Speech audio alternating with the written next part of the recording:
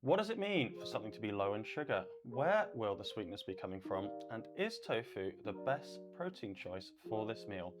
And what is she doing here? Today, we will be answering those questions and so much more as we look at how to boost the nutritional content of this dish by making some simple tweaks. Do you make any changes to recipes you find? I'd love to hear your thoughts on healthy eating and any tweaks you've made to your favourite dishes. Drop your insights in the comments below.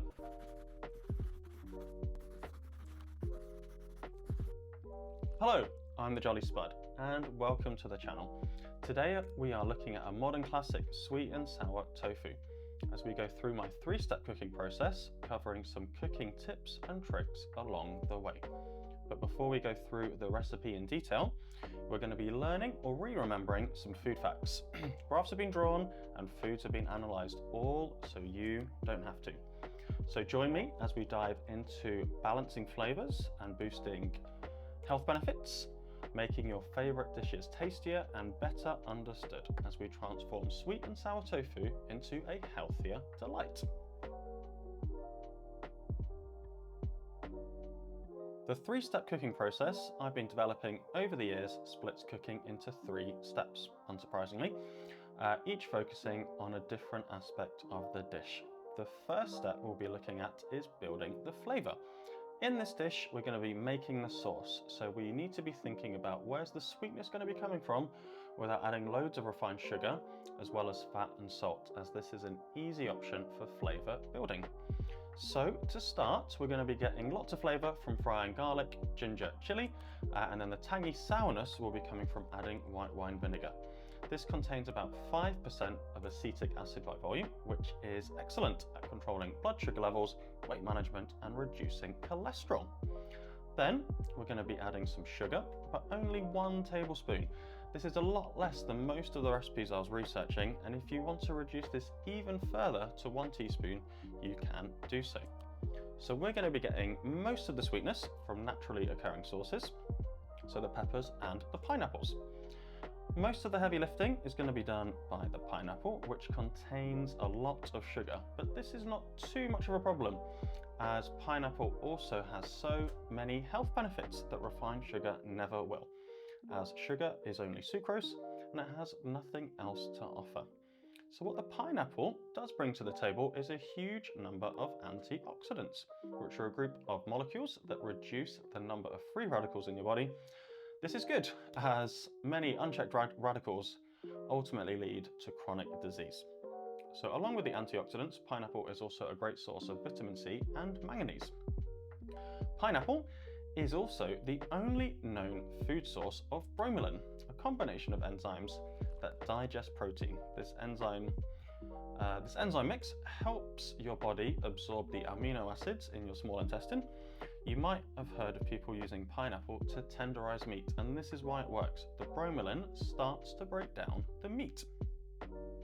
Now, let's get on to why we've got Rissy here, who's hiding away under the table, because we're also going to be looking at some bonus doggy nutrition facts. So starting with the pineapple.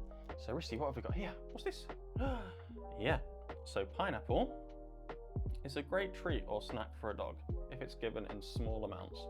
It also works well frozen during the summer, so it is starting to warm up a bit now. So let's see how we get on with the pineapple. So remember, you want to have tiny pieces, especially if you've got a small dog. Oh, good girl, she likes the pineapple. So yeah, this is the fresh pineapple, just in smaller pieces than what we're going to be using in the recipe. Good girl. But yeah, you never want to be using canned pineapple, as this will contain way too much sugar from the syrup that it is stored in.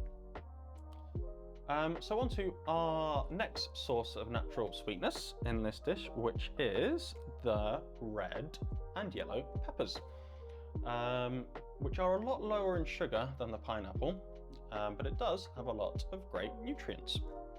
So again, there are lots of antioxidants and vitamin C, and yeah, vitamin C is needed for your body for growth and repair.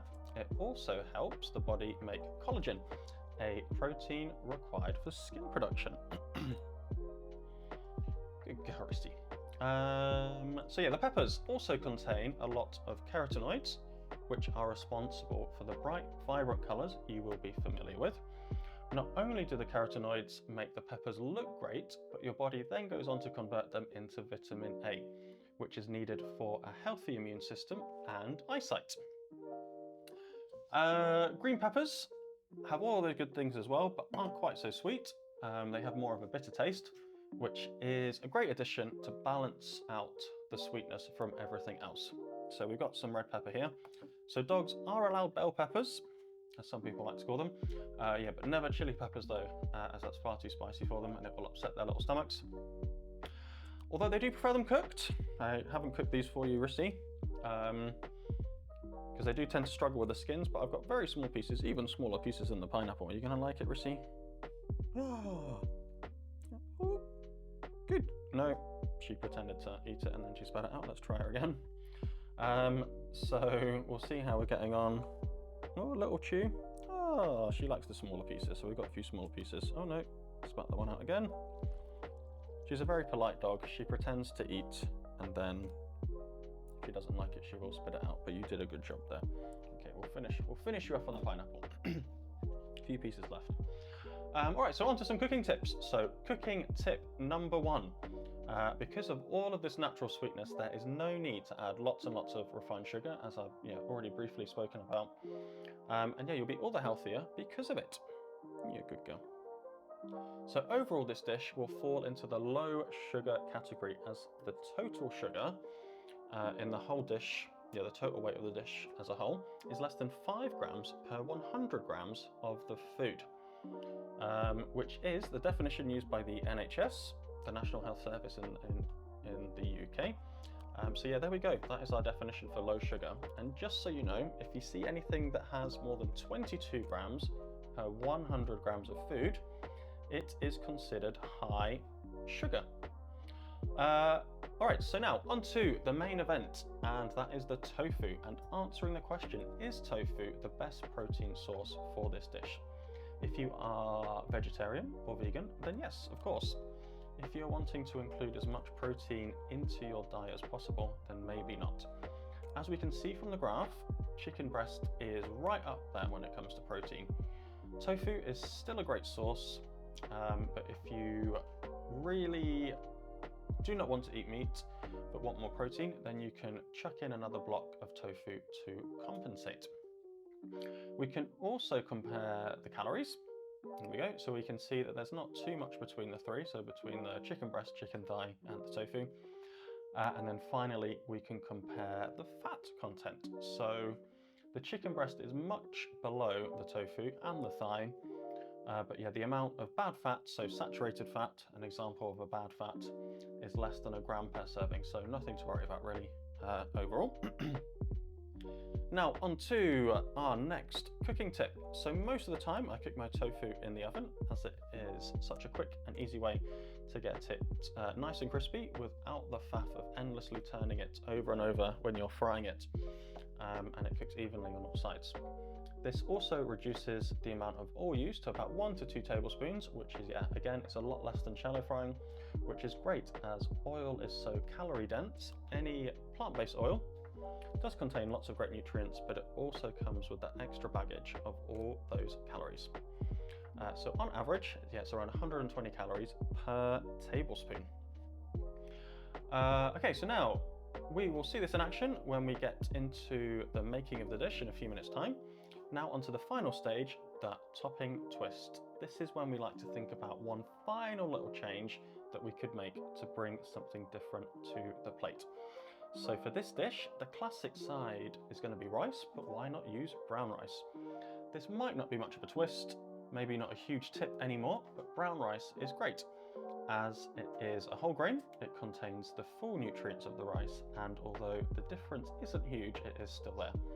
The main thing you are including, main thing you're getting, is a bit of extra fibre, which is important for a healthy microbiome, and meeting your daily fibre targets can be tricky. And then, yeah, this is why the extra final twist is adding some mushrooms to the rice. as not only will it bring some great earthy flavours to the dish, it will also give you a little fibre boost as well as bring a little bit of extra protein. Now we are finished with the science and nutrition, let's get into the kitchen, but not you, Rissy, you can stay here. But yeah, before we do, if you're enjoying the video so far, it would mean so much if you like, subscribe, tell a friend, tell a dog friend, all of this good stuff helps. Also, the written down recipe can be found on my website, jollyspud.com. The link is in the description below. Okay, so to start off, we need to get some water boiling, and we also need to get the oven preheating. So 220 degrees. Also put the roasting dish in the oven as well to heat up along with the oven, so that's ready to use later. Then we are slicing mushrooms, and then once they're all nice and sliced up, you'll be adding them to the boiling water along with the brown rice.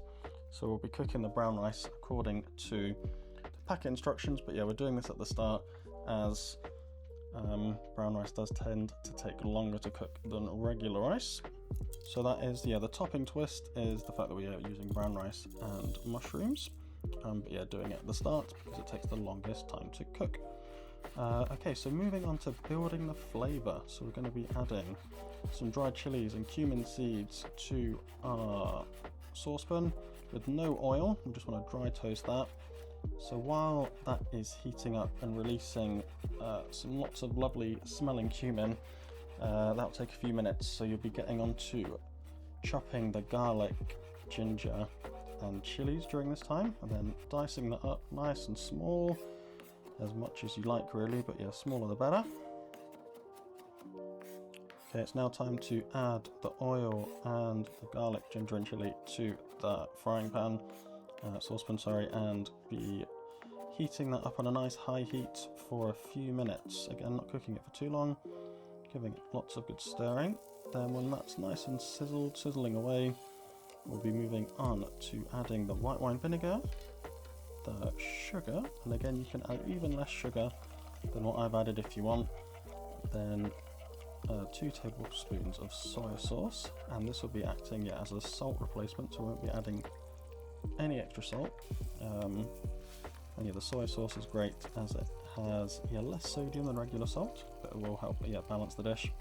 Then ketchup in, give that a good old stir, and then followed by some water. We'll then lower the heat and leave that to slowly bubble away, getting all the flavours mixing as we move on to the main event. And the main event for this dish is of course the tofu. So yeah, I'm going to be cutting up the tofu into nice small chunks. So to get the chunks even smaller, I'm going to do that bonus little cheeky cut down the middle, and then cut it up into nice small cubes. So that increases the surface area. More surface area means more crispy bits, which is always what we're after. Then to coat it with the five spice and the gram flour, I'm going to do this in a tub. So using gram flour because it's gluten free. You can also use cornstarch, but I just tend to use gram flour. So doing it in a plastic Tupperware tub. So this is a real good little bonus tip if you don't do this already. It really does make it so much easier to coat anything. It doesn't just have to be tofu, compared to stirring it in a dish. So once that's all done, you can take your now hot oven dish out of the now hot oven, put a bit of oil in. The oil will get hot very quickly, and you can give that a nice good old shake to coat the tofu with the oil. And then halfway through the cooking process, so it takes 15 minutes, so it's not too long. About halfway through, just take it out of the oven and give it another quick shake, just to make sure nothing is sticking and to make sure it's all coated in the oil. So now I have 15 minutes to get everything else ready, which is more than enough time to get the peppers sliced up into nice big chunks. And then the onion again, getting that sliced pretty big. So you can be adding and chopping, making sure the sauce stays nice and hot. So once you obviously add more things to it, it's going to cool the sauce down. So heat up the temperature, raise the temperature, just so everything cooks for a little bit. But we don't want the vegetables to cook for too long because we want to keep them nice and crispy with lots of lovely texture when it comes to eating it. And then yeah, finally just adding the pineapple, getting that heated through. So yeah, by that point the 15 minutes of crispy tofu oven times will be done. So yeah, they go straight out of the pan, roasting dish, into your saucepan, and then yeah, the tofu's only going to be in there for no more than a minute, just to give it a quick stir to mix with everything else.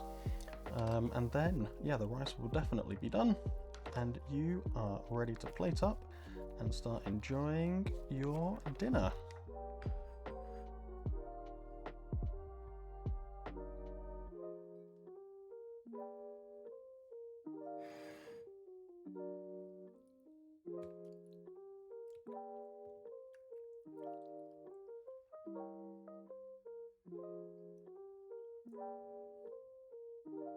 Now that is really good.